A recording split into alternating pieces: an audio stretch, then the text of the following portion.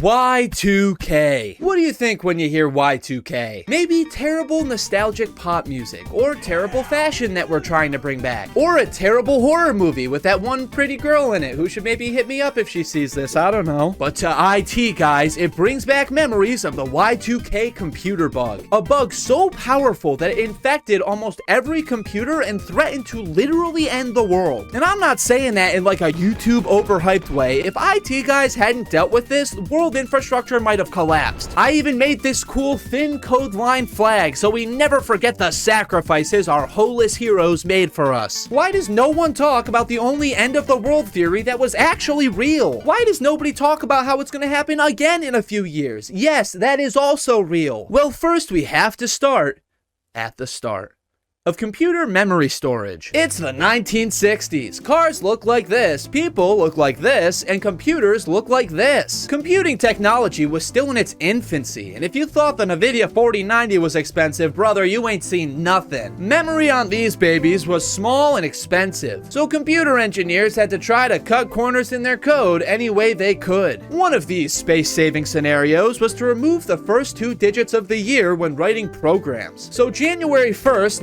1966 would be 1166, and the computer would assume the year began with 19. Very smart. Through the 70s, 80s, and into the 90s, this was the norm in computers and code around the world. As the years went on, technology became better, more affordable, and computers became a fact of everyday life. The age of computers was upon us, and it was clear by the 90s that the new millennium would be a digital one. Now you may have noticed that this little date solution only really works if the year starts with 19. And as the 2000s got closer, they never really bothered to change it. So what happens in, say, the year 2000 when the value is 00? Will computers read the date as 1900? Will it see 2 zeros as an error? Isn't this a very short-sighted issue that could have been solved at any point in the past 3 decades? Well, programmers in the 60s and 70s were baby boomers, and if there's one thing baby boomers are good at, it's not caring about future generations.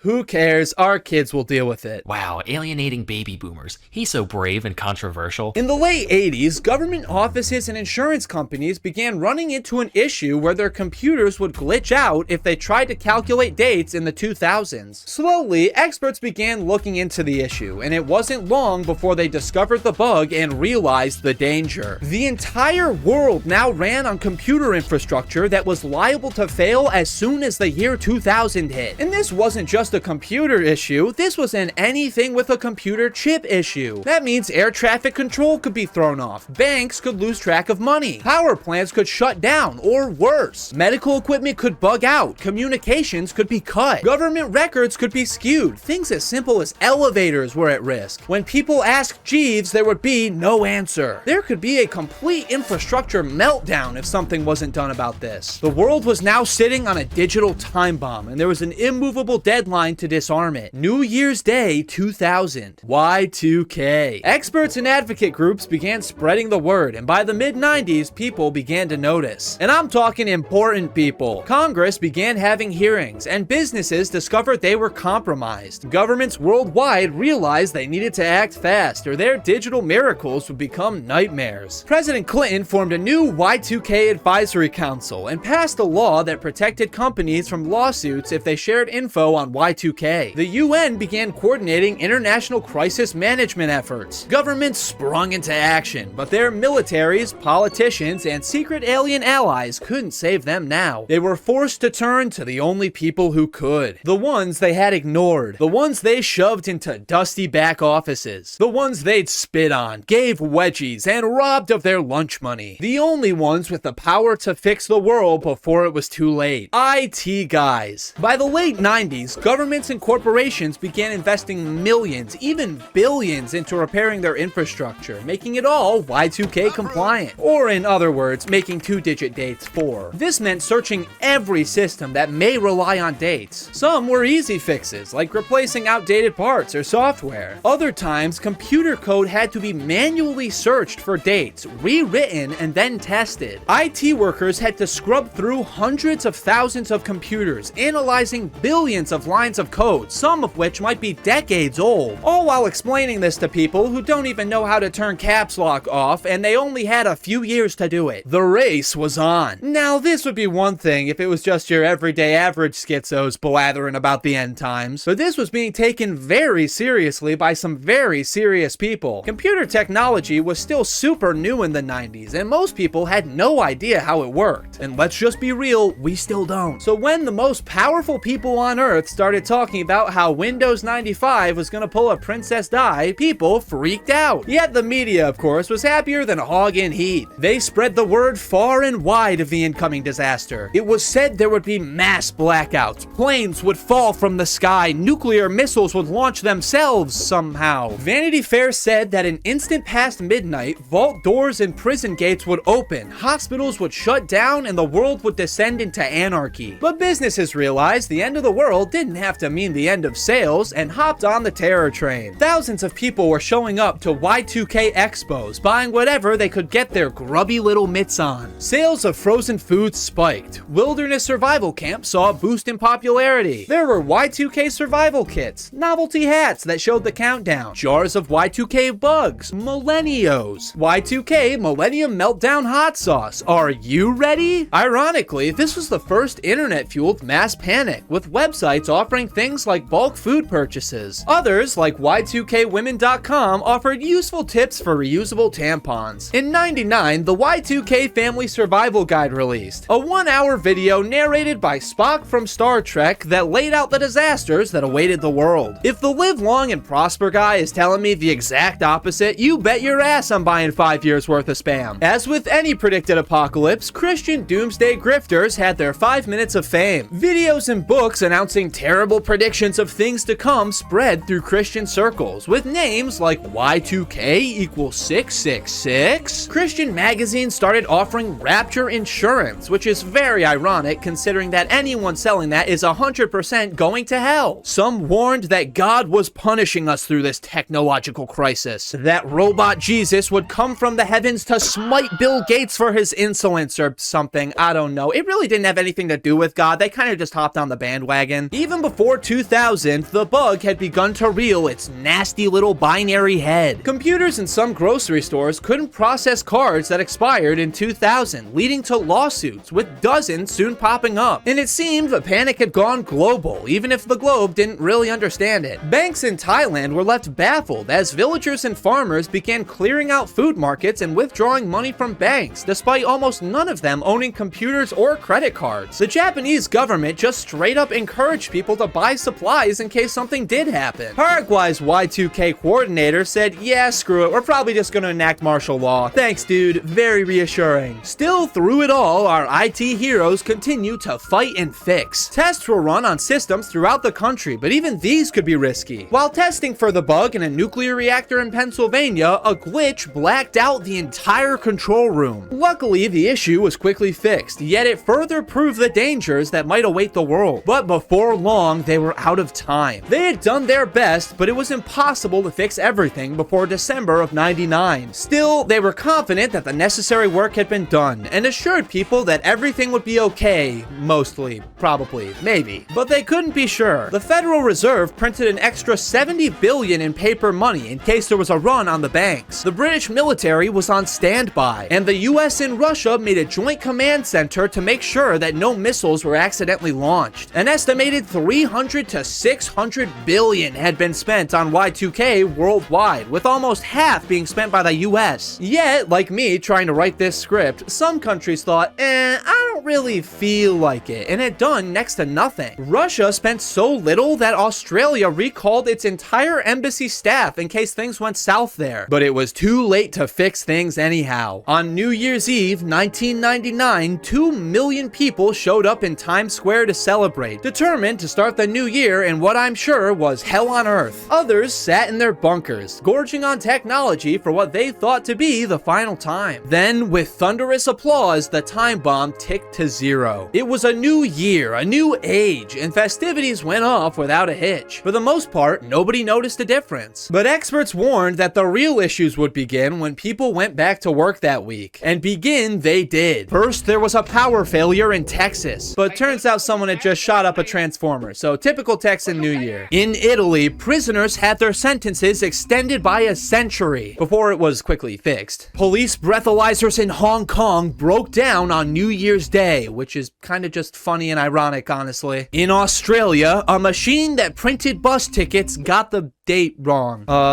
Some people received bills for 100 years of interest payments that they didn't have to pay. Okay, and nothing really happened. As the days went on, only small issues were reported. Pleased to meet you. Actually, we've met once before.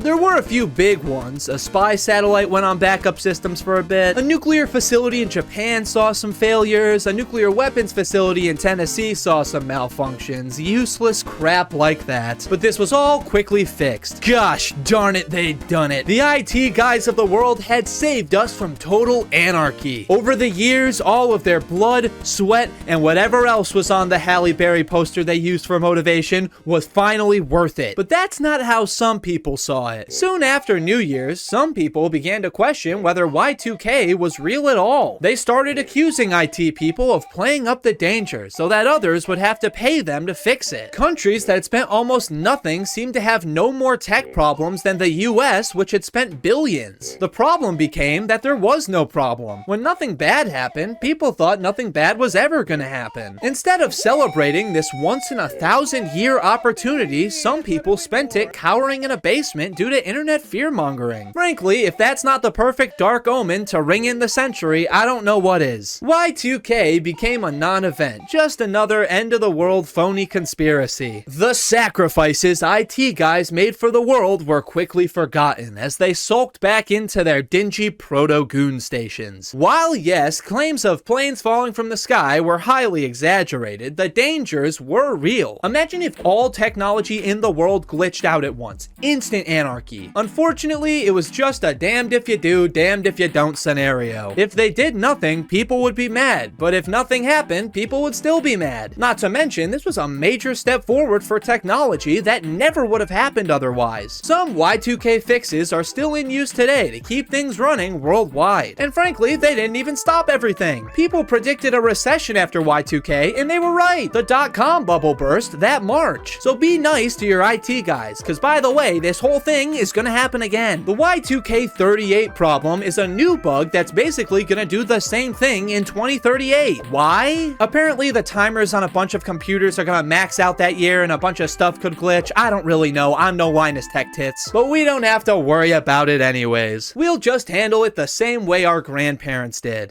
Who cares? Our kids will deal with it. Like, subscribe, bye-bye.